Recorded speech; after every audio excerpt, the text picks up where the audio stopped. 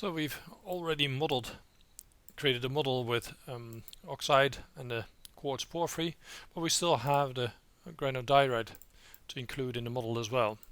So we go back to our descriptor. So we have M3, which is defining air, oxide, and the quartz porphyry. So now we also want to model the granodiorite, and because it's the quartz porphyry is the younger domain, it needed to be modeled first.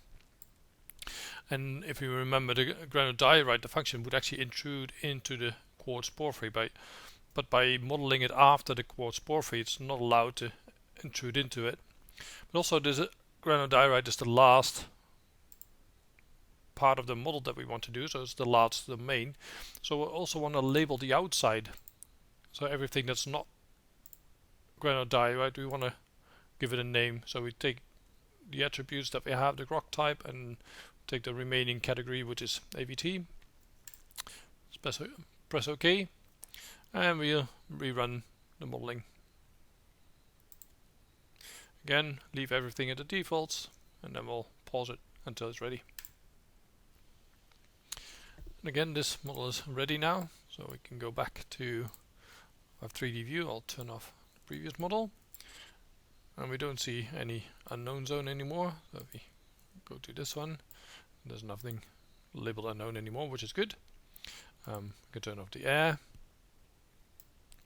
and just for comparison, we can show that we've now modeled the granodiorite, the oxide layer, the quartz porphyry, and this remaining area is now labeled AVT, which is everything outside of what we've modeled before.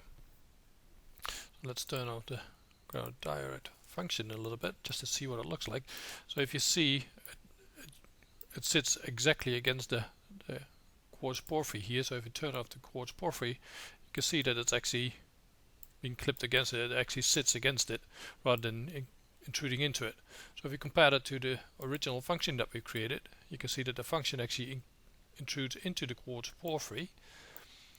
But because of our model descriptor and specifying that we want to model the quartz porphyry first, the function can't, or evaluating the function on the model at the end doesn't intrude into the quartz porphyry anymore. In the next video we'll go into a little bit more about these relationships and what we can do with it now.